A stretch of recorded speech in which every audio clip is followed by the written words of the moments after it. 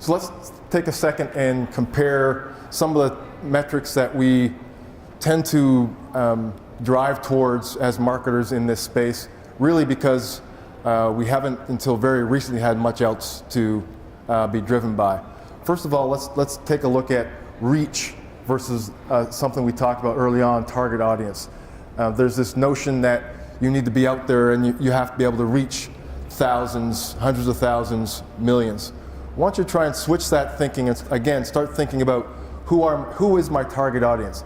And again, it doesn't matter if that's 25 people, if that's 40 people, if that's 100 people.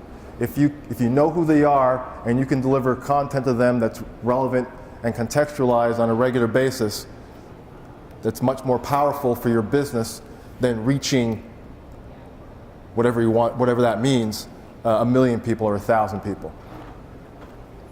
The other one we want to talk about is this notion of, we often get prompted that 3-second views or 10-second views are a measure of engagement. We'd argue very strongly that they're not.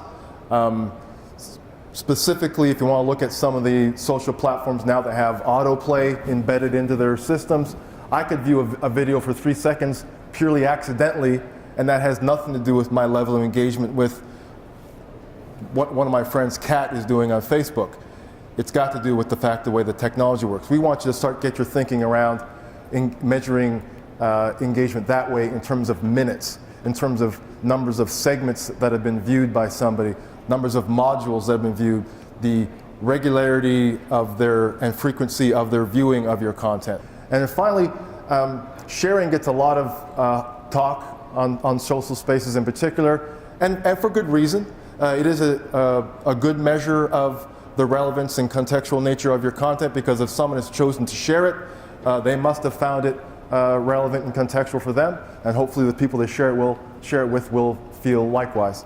I'd like you to think about taking that to another step, and that is what we call share attribution. That is understanding specifically who that content has been shared with, not just 1 generation out or 3 generations out, but 5 to 7 generations out if it works that way.